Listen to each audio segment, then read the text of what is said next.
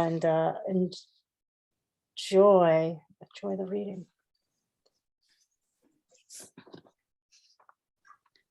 We're live. Well, good afternoon, good evening, good morning, good everything to all of you joining us here today for our first reading of February in Cultivating Voices live poetry for today on this February day, evening. It's our Wildcard open mic. You'll be hearing today from 11 of our illustrious members reading 5 minutes apiece of readings of their choices. This isn't a themed reading, so anyone is welcome to read work that they've chosen to share. We, of course, always ask that you be respectful and mindful of the work that you're reading in terms of the many, many differences that we share, and be respectful of different peoples and different cultures, and in your choices for your readings. And we've heard so many topics and poems of social consciousness over these almost now approaching 2 years. It'll be fully 2 years in March here on Cultivating Voices live poetry.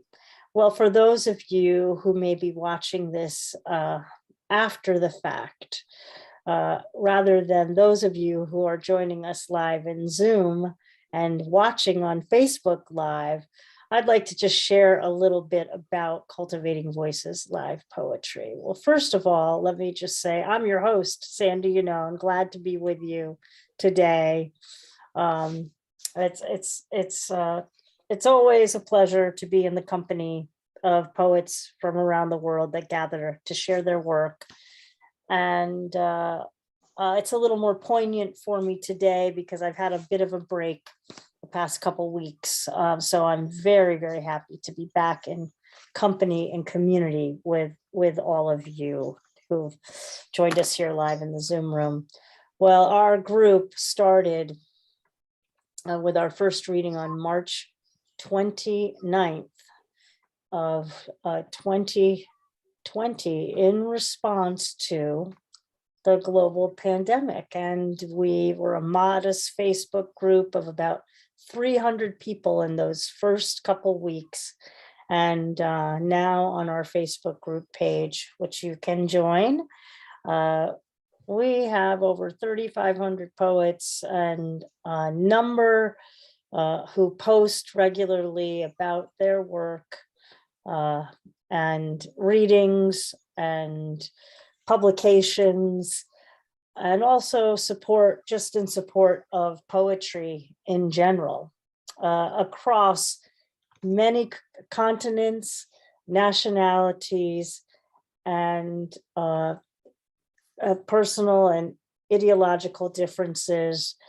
It's always remarkable to come together in the weekly format that we have here on Cultivating Voices, where we alternate between our live open mic, sometimes themed and sometimes just as today, the Wildcard, and with our new book showcases, which we will be returning to in these upcoming weeks.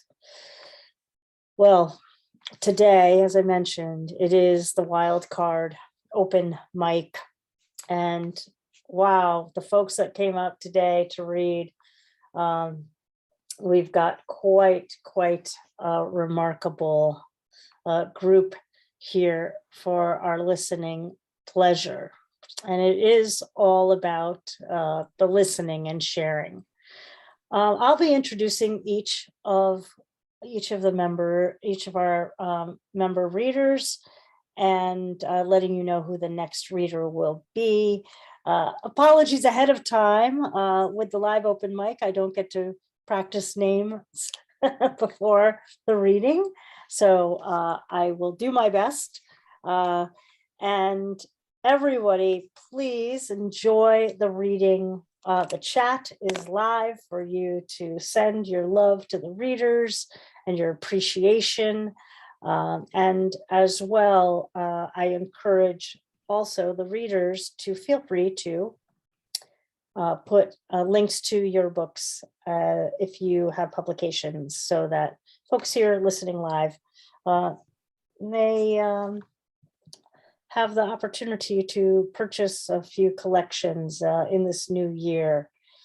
I also want to acknowledge here in the States, it's February, and in February, we acknowledge, among other things, that it is Black History Month, and I didn't want to go any longer without mentioning that we had an incredible reading last year at the end of the month last year to celebrate and commemorate the many contributions of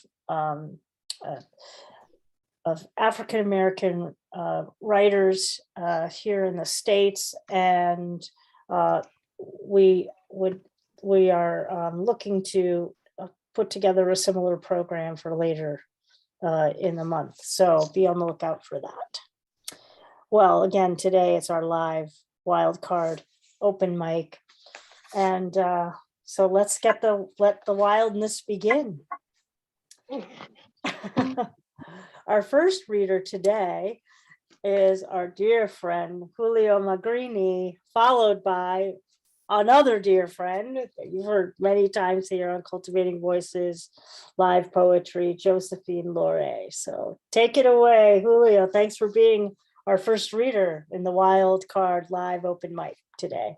Thank you, Sandy. Tender thoughts to you and the Yannone family, and many, many thanks to Kim and Dawn for providing this exquisite nest for poets that is Cultivating Voices. This selection is part of my manuscript called The Color of Dirt, which is going to be published. It's a poem in two parts. It has an introduction. It's called Discovering We Are Extinct. It goes from the general to the specific. Discovering we are extinct. In the remarkable aspect of time, grotesque merges to familiar, infiltrates the caress of phantoms, pirouettes of lunacy straddle the boulevard, overlords march in shrouds of patrician pink to goose-step directives and pound the tempo of bureaucratic chic. I can hear them chanting in contentment while they pray over me. I chirp my schedule to the numbed associated entirety and appreciate that zombies cannot explain my load or advise how to discreetly carry it as I continue to converse with flattened stone. At the very brink of deluge, I am promised anesthesia, temporary abatement from the beatings and slander.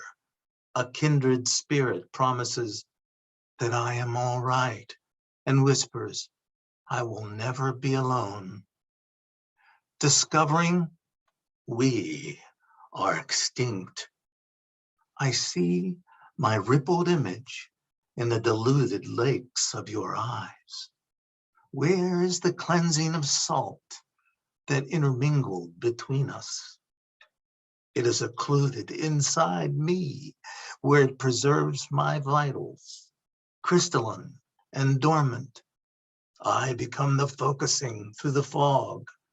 I remember whimpering promises before the bruises and bleeding, but my congealed cadaver is displayed in disarray in a land absent of rainbows.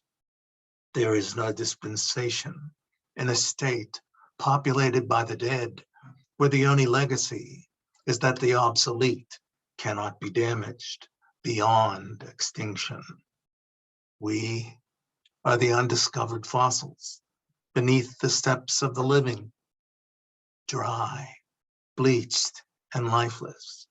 The memories of our bones loiter under the abiding mess, obliged that no one examines the failure of our remains. Thank you, folks.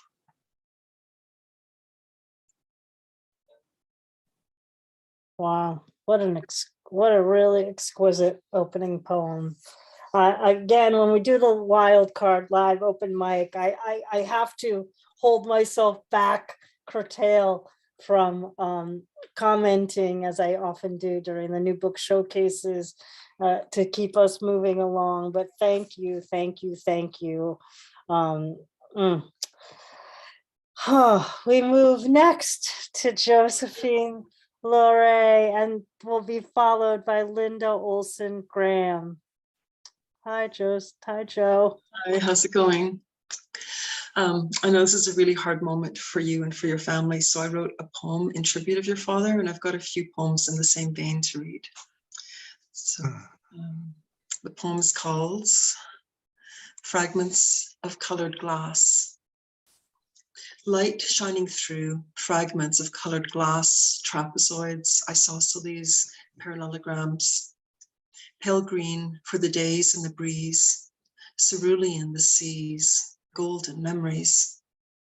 Amethyst, the sky. Orange, the warmth of a father's embrace, glowing like the sun upon his family. And the suns, oh, the suns, the myriad suns, each one a new day. The sky shrouded the day his spirit passed from this realm to the eternal, the tangible to the ethereal. Colors seemed to fade, but that shine in his eyes is not gone from this world. He bequeathed unto you his dearest treasures, for when you smile, it is with the dazzle that shone for you, the light in your eyes, the shimmer coming through fragments of colored glass.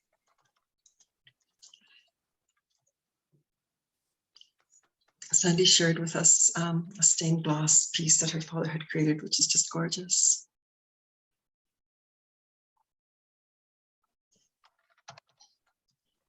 And I'll share one more, if that's okay. The last one is a cento, which means the words are not mine. The words are Patrick Lane's from his collection, Washita.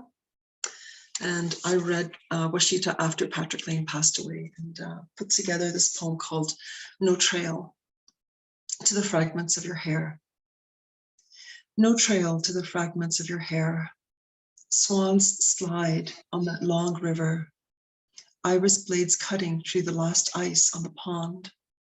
Maple, their leaves red as spilled blood. The doe's eyes, curious, ask nothing of me. Horned owl meditates upon death on the yard pole. What joy to sing a last song to the moon. In the morning, hummingbirds will line their nests with me. Staring at the water through the fretful wing of a dragonfly. The barren earth is what I want, the coolness there. The deep beyond the gossamer, a bright pebble among discarded shells. I bow down in the rain, modest, a brushstroke only. Sickness, a vulture, a gyre. There is a flawed beauty in that other world. The mist above the river hid the mountains. There are only the old dancers. Listen, I am a cup dropped on stone. How the world dies and dies when we are torn. trying to understand the contradiction of loneliness. I touch the broken words, the forms, mute swans flying out of the dawn, the sea, a loneliness, the privilege of despair, how it gathers as an oboe gathers the dawn. The past gets worn down by idle use. I create to keep my world whole a little longer. Some mornings the maple leaves fall and my heart has no dignity. Water slipping like years through my fingers. Things move through things. In the desert, lichen eats my father's stone at the speed of stars. The ear of the sleeping cat turned toward quiet with intent. The bronze bell let rest for 50 years. The bronze needing to learn sound before the carved log could strike it. A woman wanting to be seen, not easily but well. The pawn's perfect thoughts.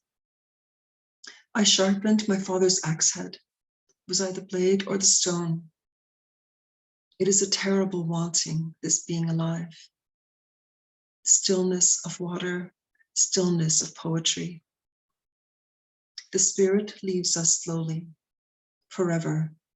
It is the waiting I try to understand, the quietness of that. Like you, I have carried the sorrows. Washita. Yeah, so I went through each of his poems and wrote down my favorite lines, and I thought I would weave them and interlace them, but I just ended up using them in the order that they came in. Again, it's Patrick Lane, Washita. And Sandy, my prayers and wishes to you and your family this time.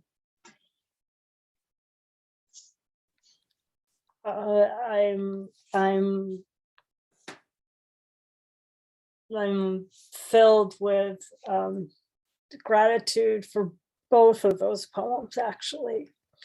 For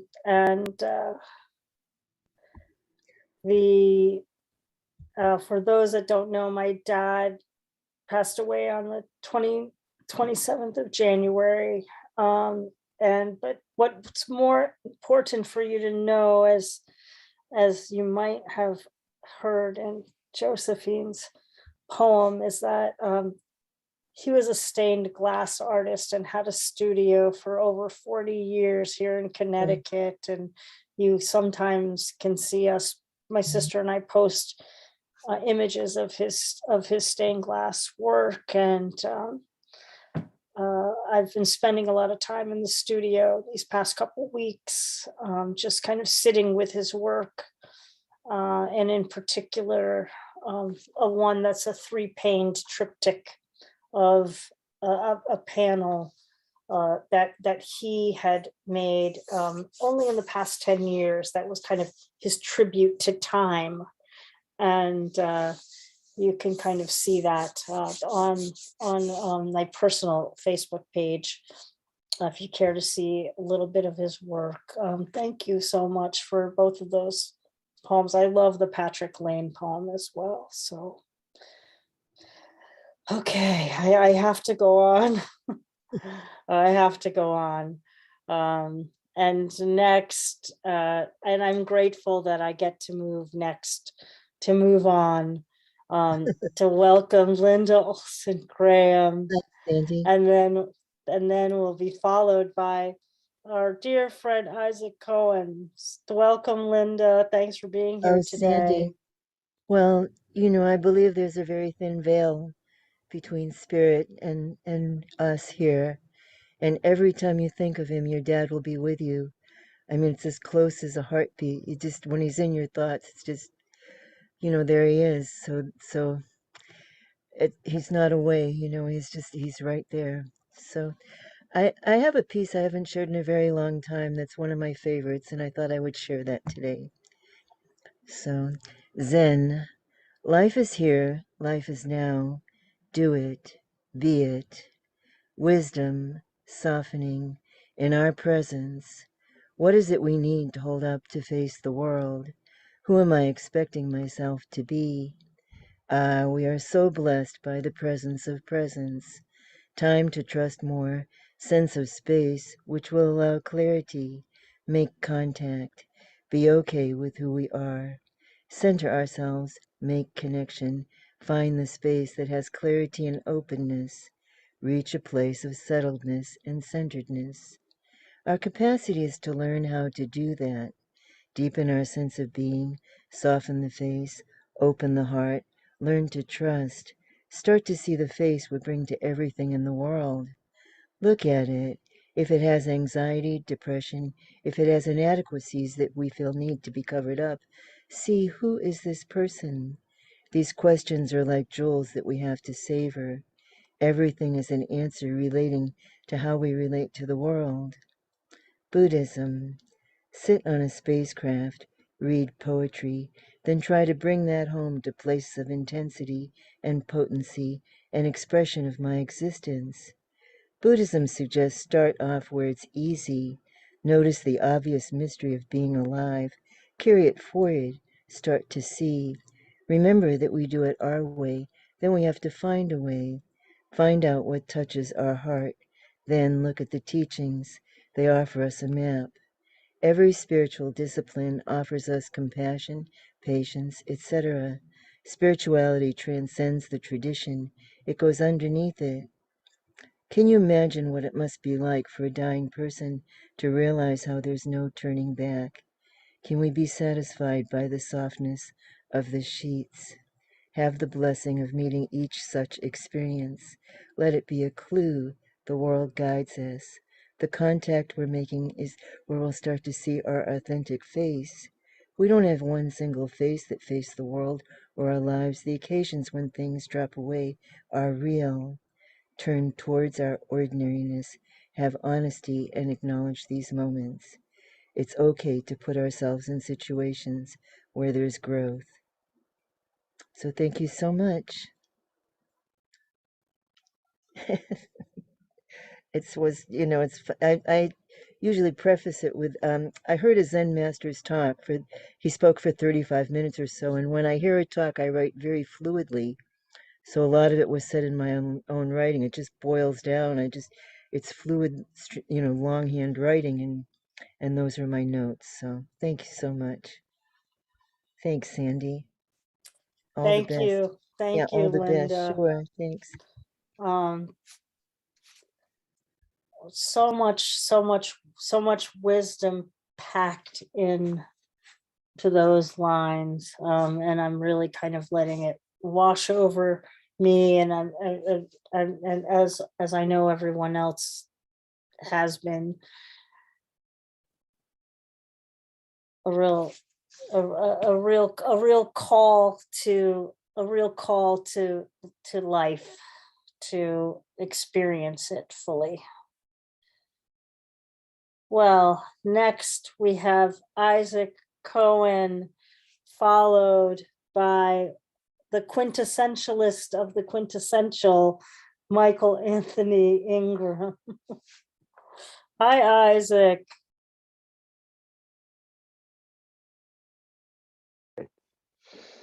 Yes, thank you, Kim. Thank you, Don. My thanks,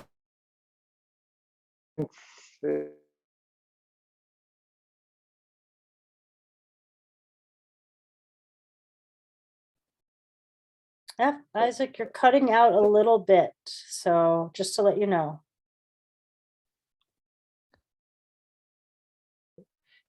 You can try without your video. Sometimes that helps to make your sound clearer. my float over fireflies. Your face burns the sun when I kiss you. Do you know how it pure love is? Fire! Thank you, Isaac Cohen, Israel. Oh, mother. What? Oh. Always wonderful to hear from Isaac Cohen and all those fireflies. All those fireflies. Thank you.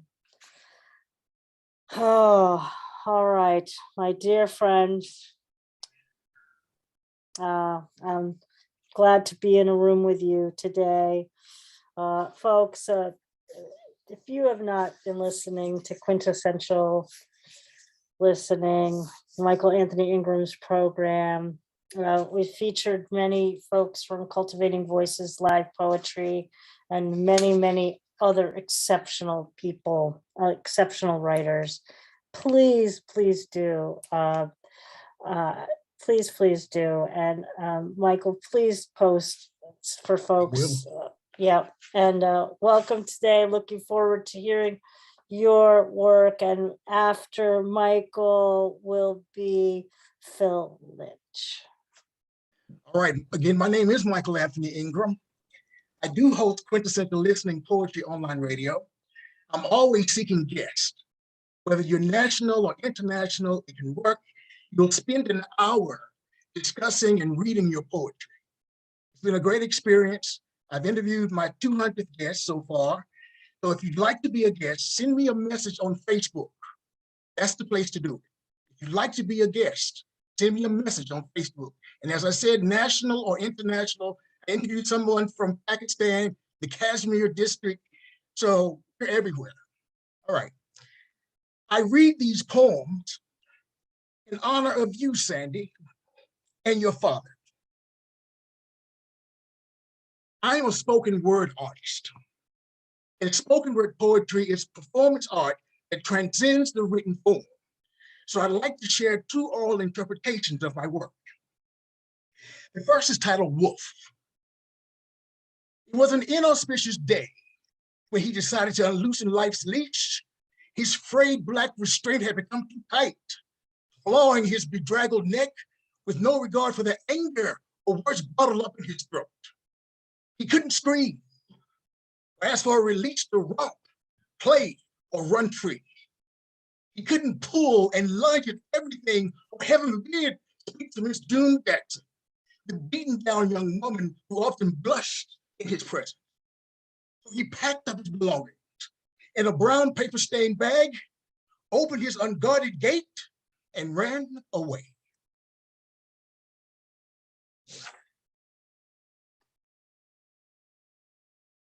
This next piece is titled, It's a Crime to Feel So Blue. It's a crime to feel so blue. Although I like the hue of blue as a color of ink in a pen, a fountain pen to be exact, one that glides gracefully across the page with certainty and purpose. Yet today there is no pen, just the color blue.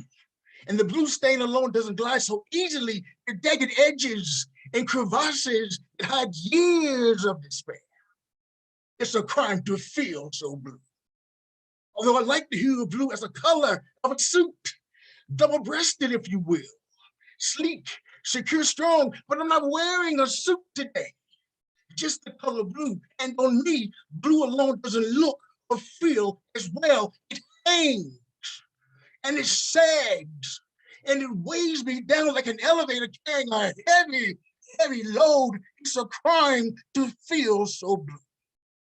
Although I like the color blue in the summertime as a backdrop for the sky, and its resplendent colors highlight the white puffs of cotton that speckle the horizon.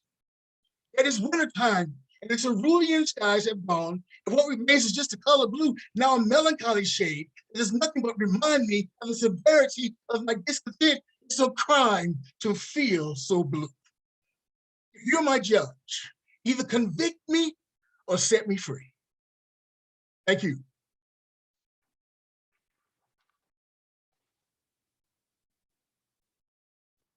Well, here I am. I'm laughing. It is a crime to feel so blue. Accept all the different variations of blue that one can feel. Oh, like that kind of fills me too. Like, the deliciousness of thinking of that. And you know, it's, I will say this, folks, it's humbling to accept the gifts of your condolences to my family at this time. And I know that every single one of us in these squares has experienced a sacred, difficult, charmed passing of a beloved or many beloveds. And so, you know, in the spirit of what is being shared so generously and directed at me, I want to direct it back out to, I want to share it with, it's in the spirit of sharing with all of you as comfort and reminders of your beloveds who have also lived well and crossed that threshold. So thank you to one and all. And again, I really, this is a shared community of love and loss and poetry. And I just wanted to share that. All right, we next move to our devoted Phil Lynch, has been reading with us since the earlier days of Cultivating Voices, live poetry, followed by Scott Norman Rosenthal. Thank you. Good to be in your company, Phil. Thank you very much, Sandy, and it's good to be here and sending you warmest thoughts. And indeed, just what you were speaking about was influenced me in selecting the first little piece I'm going to read. It comes from that process that you mentioned, and it's called Dancers. Sometimes they danced the whole night through, not noticing the sun had set, its fire still burning in their hearts, its heat a brand upon their brains.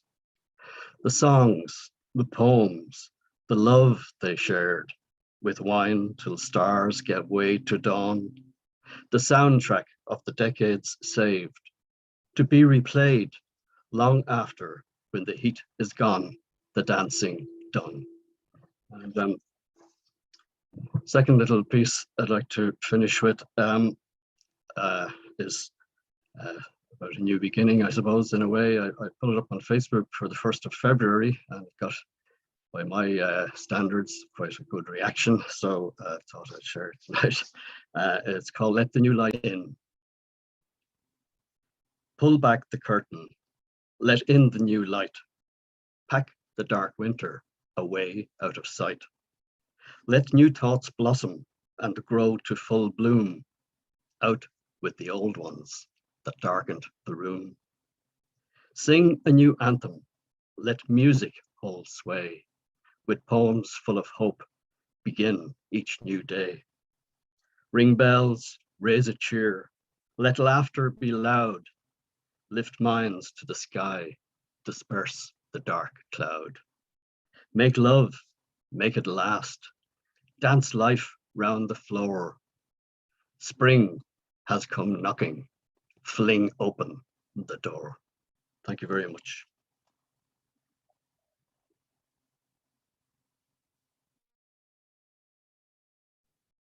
Oh, I know many, many, many who welcome the opportunity to fling open that door to spring and dance through it, dance through it. Thank you so much, Phil Lynch, for being with us today on the Wildcard open mic. Everybody, this is it today. A cornucopia of poetry from everywhere and then some. And we continue next with Scott Norman Rosenthal, followed by Maeve McKenna. Hi, Scott. A friend of mine recently passed on complications from COVID. His lungs were already, it was horrible. I only had 2 people in Vermont to whom I'm remotely close. And now I have 1. Thomas Farrow, elegy, Thomas Farrow. All land is possessed. Snakes, foxes, trees, my raccoon neighbor, metal chairs rusting on lawns. Nation follows nation. I'm Jewish, Khazari, poetry, whistleblowing. Regret is useless. Thomas, see you. Heaven, hell, yards where we fabricate things of life.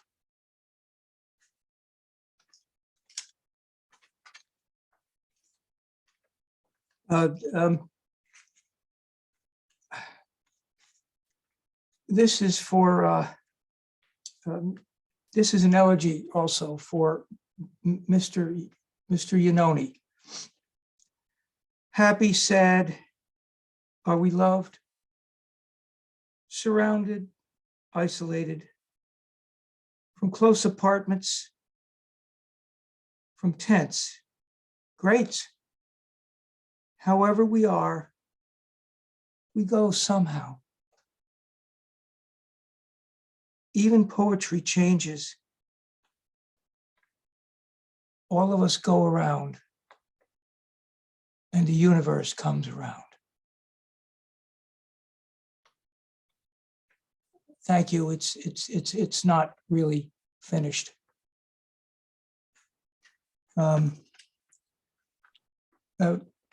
Sandy, I'll be brief. I'm keeping within time. After my father passed, not enough time to explain, but I may be KREZEE, I'm not SDOOPIDD, and something happened that was absolutely paranormal. I know what the word means. They let me learn how to read somehow, which was maybe a tactical error, was less profitable for the system. But my father, made it known to me that he was still around, still cared for me. And sometime maybe I'll make it into a poem and read it here. Thank you.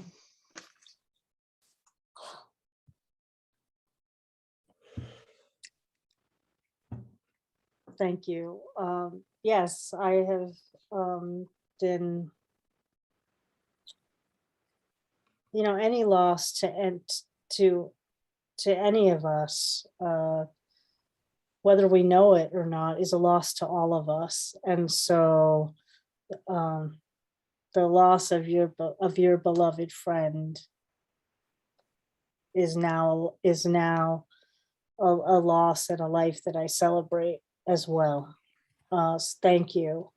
And I will say that I have seen and heard some of the signs that you're alluding to of the paranormal, and those and lest we all look for those and poets are particularly well equipped to accept those signals and notice them and know them.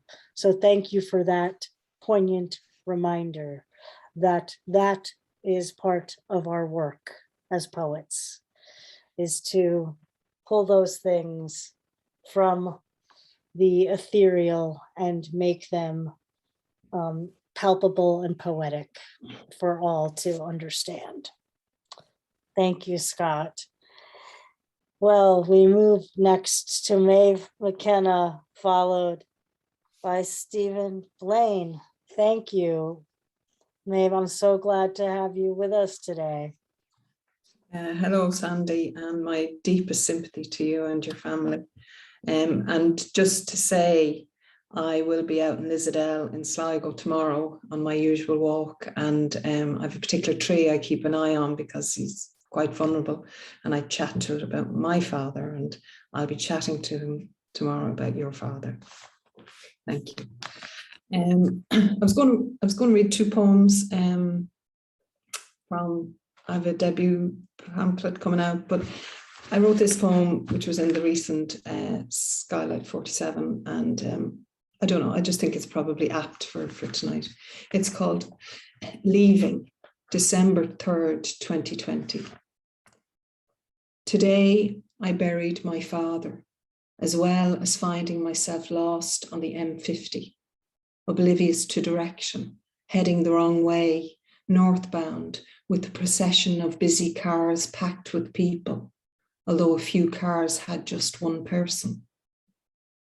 But I want to believe every car was full and found its way home, because I am sad to think of the driver, alone in the next lane for several peripheral moments, leaving a graveyard, the coffin carved with the figures of the 12 apostles, lowered, the colossal depth, the green felt mat that couldn't mask the scent of fresh digging, and the undertaker placing a makeshift cover of 2 bouquets of lilies in the shape of hearts over the open grave, the tombstone with space for one more name, the hearse leaving 2 with only 1 driver.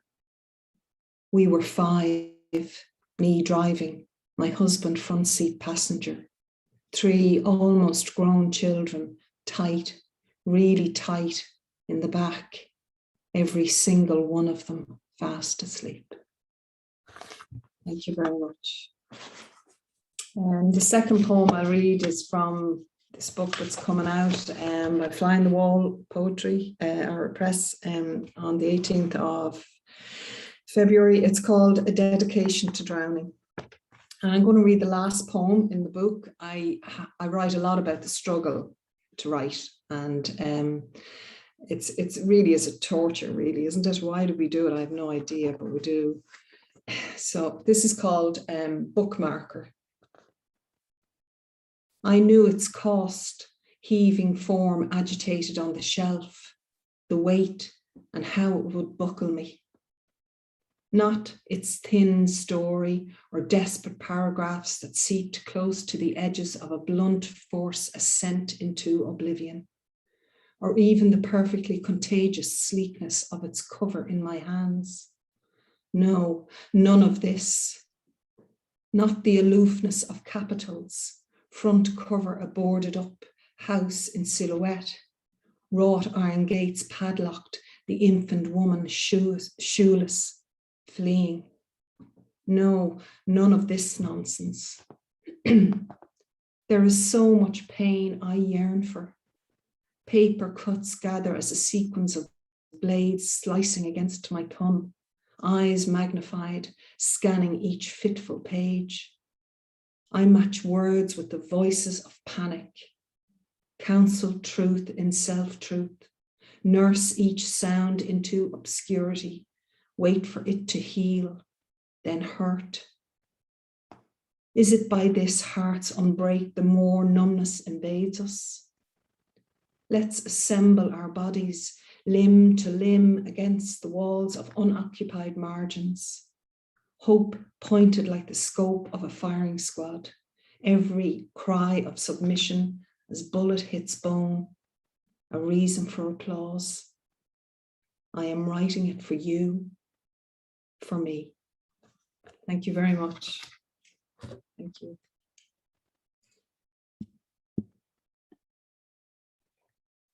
Well, right from the pages of Skylight 47,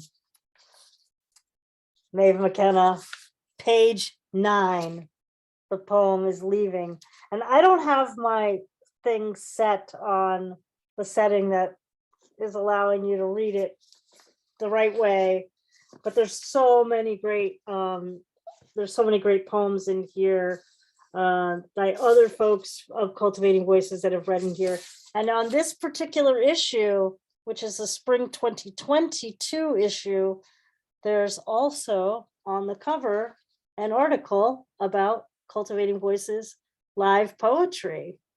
So if you're in Ireland And even if you're not in Ireland, I encourage you to order a copy of Skylight 47 to get Maeve's incredible poem and to read a little bit about yourselves, because if there's an article written about cultivating live poetry, that's an article written about you.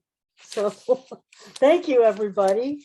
And glad to have a little bit of promo for Skylight 47.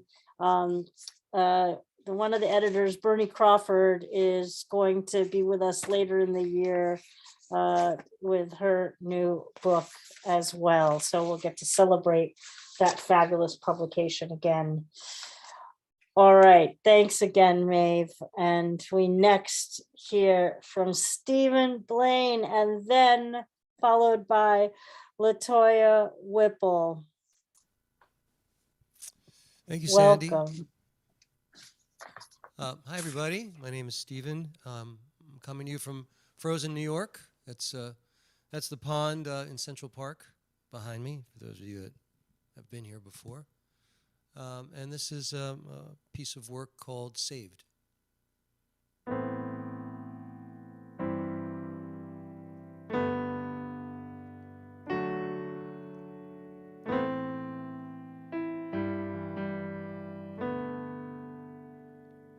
Well, the moon is full and the sky overflows, and there's ice in the trees and the cold wind blows, and my heart still yearns, the bridge still burns, no return.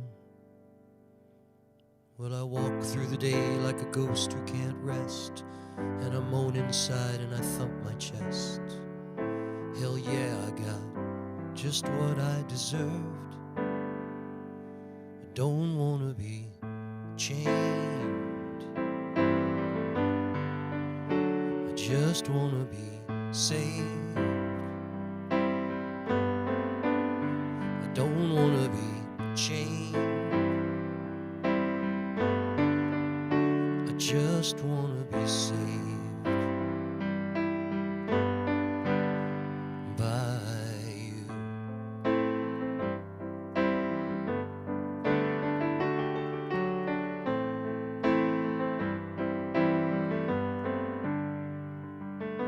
Well, the streets ain't kind to no lovesick fool who has lost his mind and blown his cool, and who's looking around for a way that he can start anew.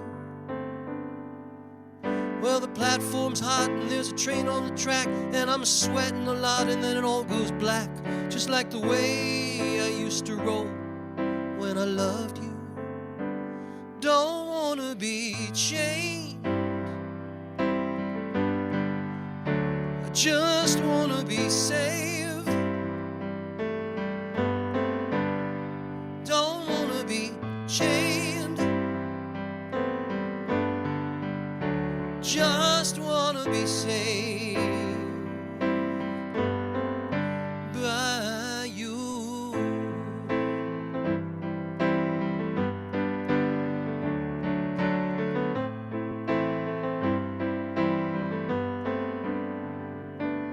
Well, the moon is full and the sky overflows, and there's ice in the trees and the cold wind blows, and my heart still yearns and the bridge still burns, no return. Well, I walk through the day like a ghost who can't rest, and I moan inside and I thump my chest. Hell yeah, I got just what I deserve. I don't wanna be chained, I just wanna be saved. I don't wanna be chained, oh no, I just wanna be saved by you.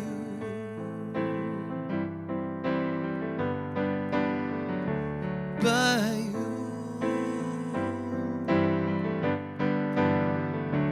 By you.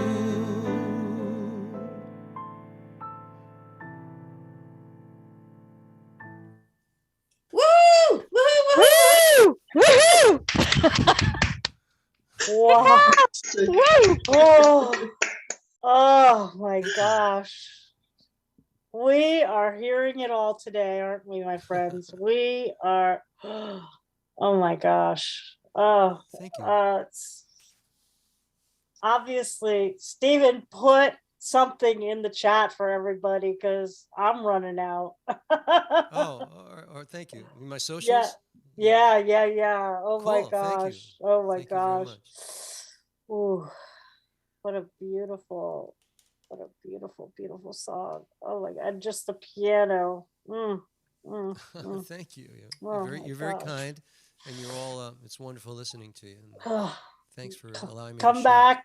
back and share some more with us. Thank you. Oh my gosh. What a gift. What a gift. So that's Stephen Blane, folks. And again, we're winding down to our last few readers for today, but again, everything has been exactly as it should be today.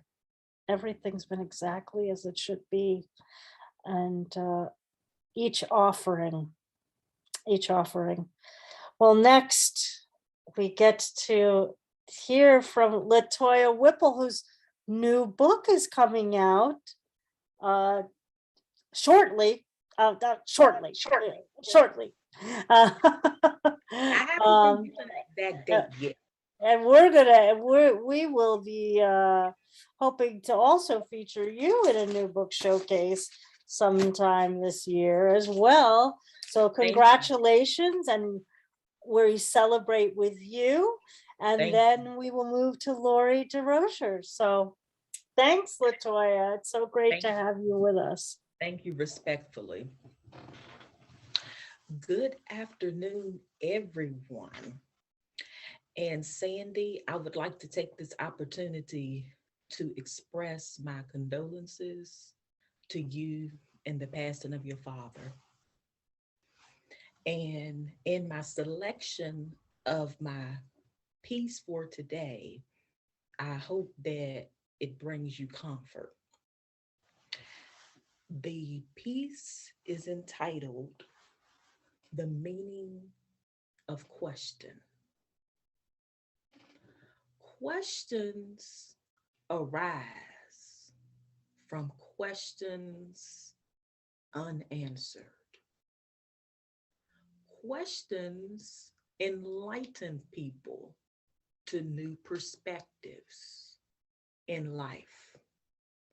Questions are composed of issues, matters, and suspicion of the unknown.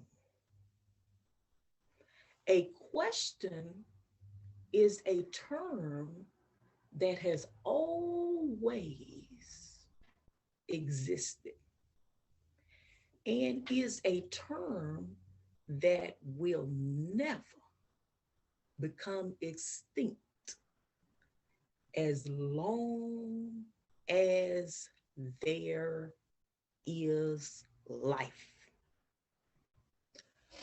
Questions are always in style. They are never just considered a fad.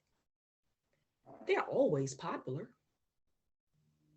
Some questions that arise, one wish they would never surface. Each individual has its boundaries of questions that he wants to surface. Each individual has his limits as to what he wants to be asked. Each individual has his restriction areas of various subjects that he refrains. Questions live deep deeper than one can imagine. And the answer to that particular question lives even deeper than the question. One cannot discuss questions without dealing with answers, because answers are the meaning to questions. They can be defined within itself. Questions are reverse answers. Questions are altered responses that are shifted. Questions question itself.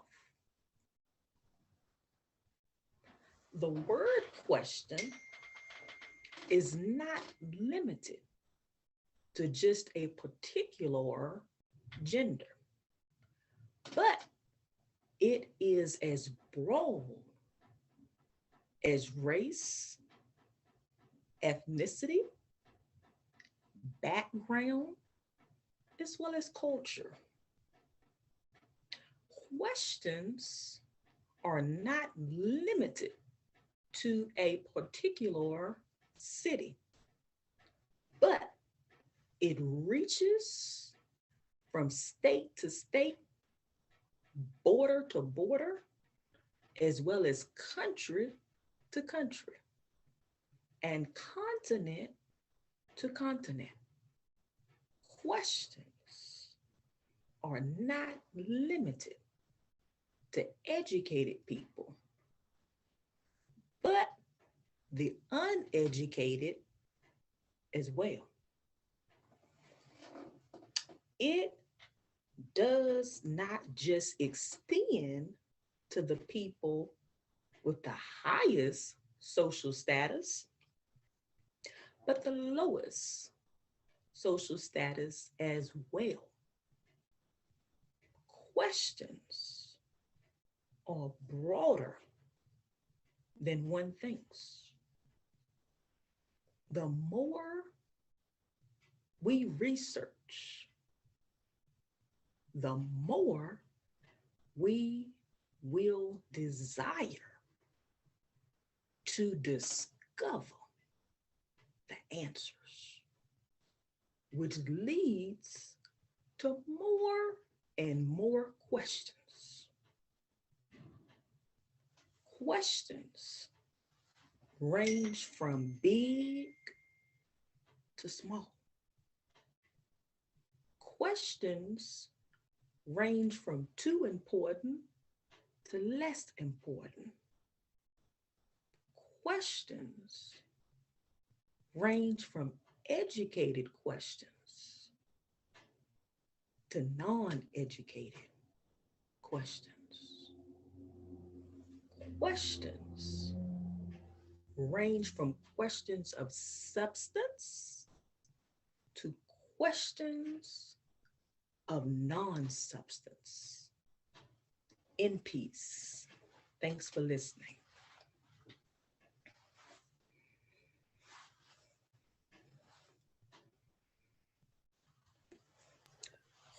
Everybody, LaToiya Whipple with that meditation on questions, which of course just leads me to ponder about the nature of questions and the so many questions that I have and will continue to have, and the realization that questions never have an expiration date. They just continue to foster more questions. thank you for that poignant reminder of how questions can lead us to, for me, kind of that edge of the divine, as I'm thinking about it. Well, thank you. Thank you for your feedback. And I've had the pleasure of hearing that one time before, and I believe at another reading, and it really grabbed me differently today. Yeah. Well, before we move to our final reader for today is our dear friend LaToiya Desrosiers, who's been with us since the early time of Cultivating Voices live poetry. I'm always happy when you come back into the room to share more of your poetry with us. We'll hear from LaToiya, and then Kim will close us out today with a recording, I believe, from the poet Marie Howe. Wow.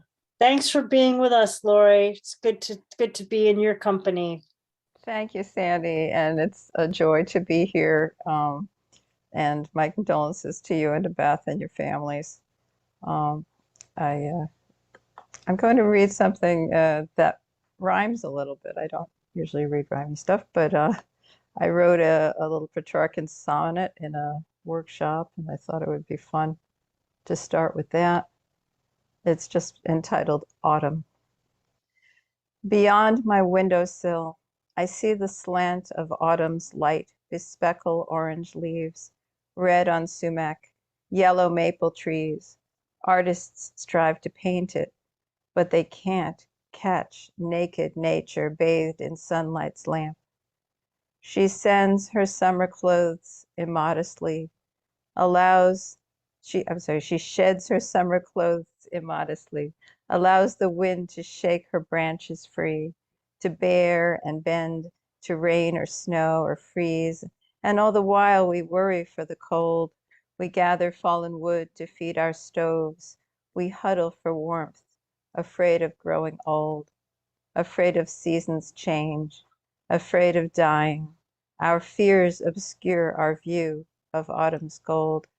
In grief, we choose to hide instead of flying. And this one is a little, it's another piece. Which one am I reading?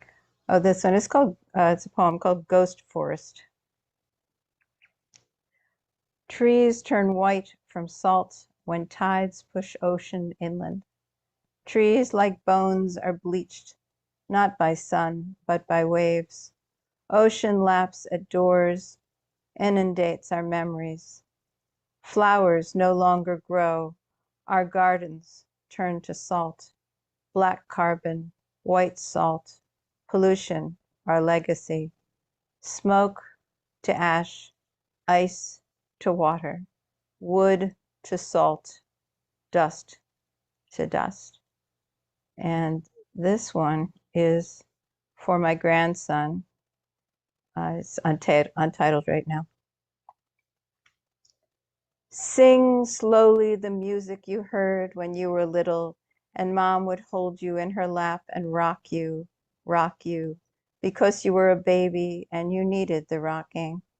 Sing softly the music you heard when you were small with your babies, rock them, because they are so little and need the rocking.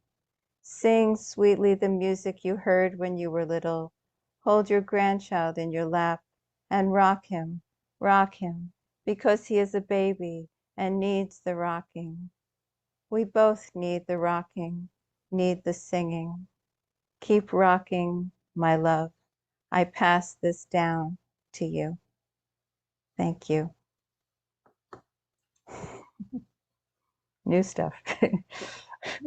Oh, that is fantastic. That is fantastic new work. And we've heard you read many, many times. And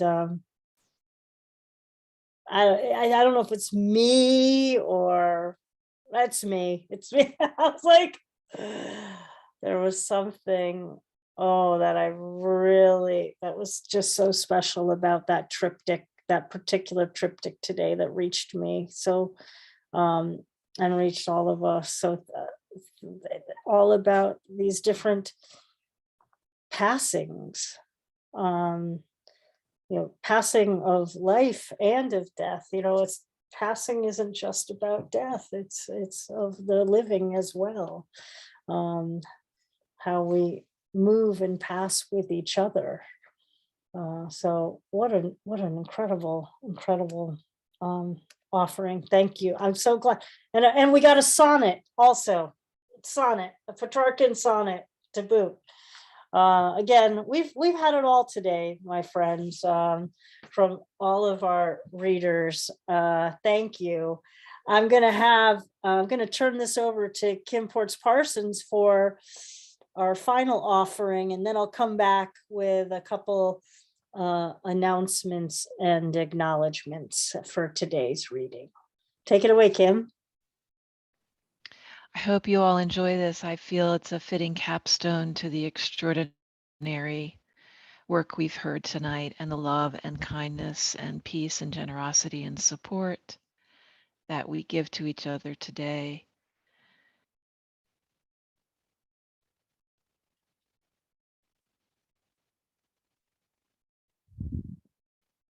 The Singularity, after Stephen Hawking.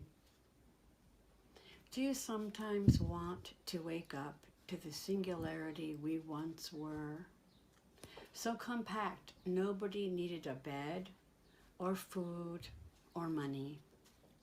Nobody hiding in the school bathroom or home alone, pulling open the drawer where the pills are kept.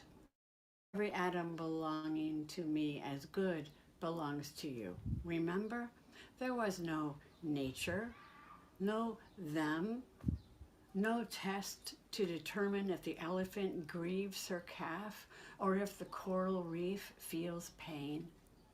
Trashed oceans don't speak English or Farsi or French. Would that we could wake up to what we were when we were ocean, and before that, to when sky was earth and animal was energy and rock was liquid and stars were space and space was not at all nothing.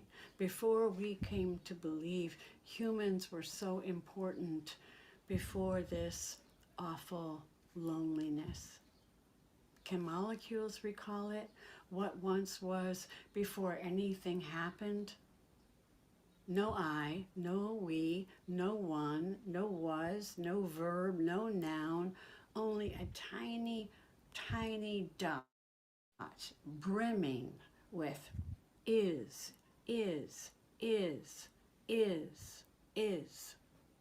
all, everything, home.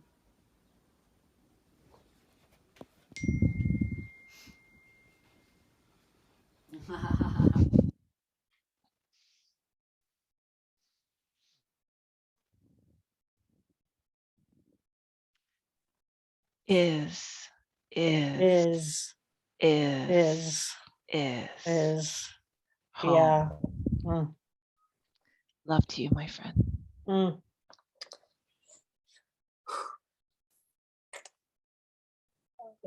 tell you, I'll share something with you all. Like, I love Marie Howe. Kim knows that. And some of you in the room may know Marie Howe personally. I had a brief interlude with Marie Howe many, many years ago in 1987. In the fall of 1987, I took a private workshop with her and sat in her apartment with her and a group of other hopeful poets, studying poetry together. in her Cambridge apartment. Her first book, The Good Thief, had just come out. And when I see her today sitting on that couch, I just think of the intimacy of that time of being in her living space and having her talk with us about poetry and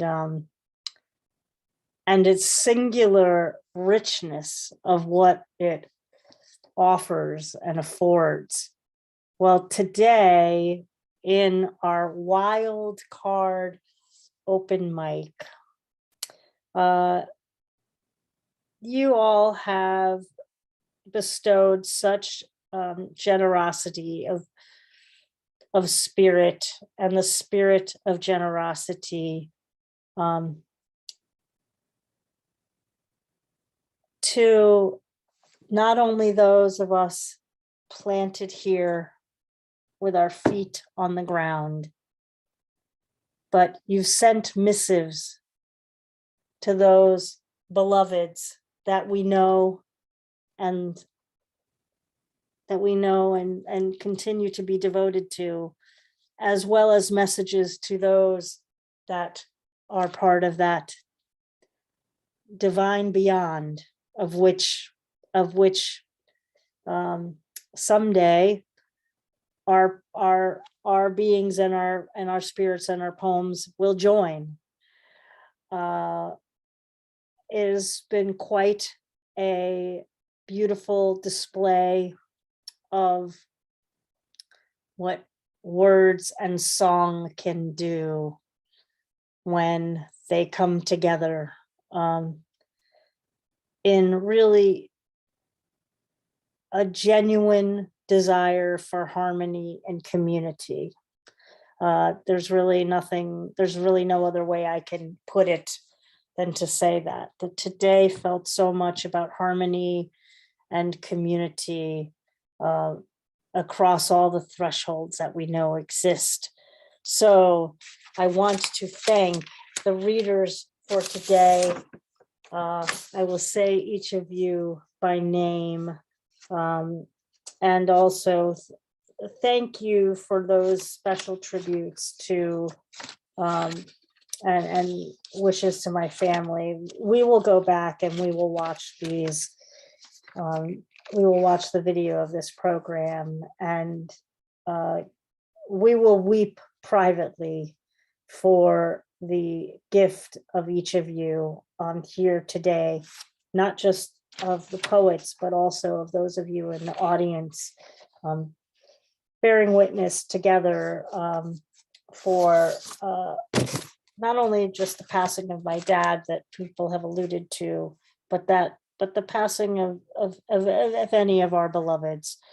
We've held that space, and it doesn't matter how long it's been. It doesn't matter how long it's been. If we're reminded of any of our beloveds, this space is a space that today, I believe, has held them all. So thank you, Giulio Magrini, Josephine LoRe, Linda Ohlson Graham, Isaac Cohen, Michael Anthony Ingram, Phil Lynch, Scott Norman Rosenthal, Maeve McKenna, Stephen Blane, LaToiya Whipple, LaToiya Desrosiers, and of course, to Kim Ports Parsons for sharing Marie Howe with us. How about we unmute and just show our lift our voices and share some gratitude. Well, thank you. Yeah, Thank you. Beautifully Love from done. Cape Cod. Yeah. Thank you so much. Good to be with everybody. Giving us this place. Big love. Thank you for giving us this place. Yeah. All the best to everyone. What a Thank gift. you. So That good was to fun. be home. Exactly. Kate, hello, Kate. Thank you, all my friends. Hi. Thank you. I sent Shalom Michael a Israel. friend request. Hi. Thank you. I was a lost sheep there for a while. Me too. I got booted off for a minute. Thank you, Sandy and Don and the Thank people you. who run Yes, this Don. for being honest about what you're doing. Yeah. Beautiful What- music, by the way. Oh my gosh. We Yeah, had that was lovely. exquisite music. That was amazing. Is he still here? Exquisite poetry. Perfect. And I hope Stephen is still here to hear this, but maybe he'll go back and listen again and we'll get I think Stephen he's back. gone. So what a gift that, Yeah. what a gift that was. My friends, great. thank you, each of you, for being here. You know, as you know, we took a couple weeks break. We're pretty steadfast in our being here every Sunday with you. We had taken our holiday break, and then, you know, I just need a little time. Don and Kim said, yeah, let's kind of stop the presses for a few weeks. But what a how tremendous it's been to come back today. I'm not surprised by the generosity, but I am surprised. I didn't expect to return to just so much love in this room today, and I'm so grateful. And again, it's not just for me, it's for every single one of us in the room, and those that can't be in the room with us as well. And that includes our friends that come and read with us from time to time. I hope that in the future, when we post this recording, you know, we will be, as I said, reminded of that this was really a reading for all of our beloveds, over time. And that, to me, in some ways, and the Wildcard open mic seemed to be the theme for today. What a pleasure to be in your company. We'll be joining you, of course, again next week with our new book showcase, and coming back with more readings for you every Sunday through the 2022 season, hoping to get those folks that have the new books coming out booked for some of our new book showcases. And just always, as I like to close, I like to remind, I truly like to remind folks that, you know, that the essence of what we do here at Cultivating Voices live poetry is as much about the listening to each other, because our humanity truly depends on that action, that act and action of listening. And has that been a beautiful display today? So I thank Don and Kim for doing all the behind the scenes work to support the space. And I thank each of you for your contributions to this space today, but also in perpetuity as we share things on Facebook as well during the week, which I haven't been on Facebook much at all, but just getting back to it and seeing that, of course, the river of poetry continues to flow as it always will. So thanks for your remarkable work. Thanks for your remarkable beings. Please continue to take very good care of yourselves and very good care of your beloveds.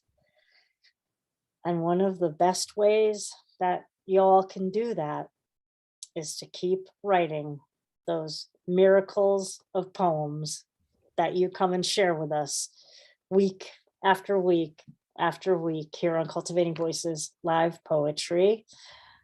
Well, for today, I'm your host, Sandy Yannone. I'm so happy to have spent some time with you, and I look forward to our next time together. And I'm probably going to go and grab my mom and listen to the show all over again as soon as it gets posted. So I'll get to see your wonderful faces and hear your fabulous voices all over again very shortly, and take more of it in. Have a great week, everyone. And again, thank you so much for being here on our Sunday program today.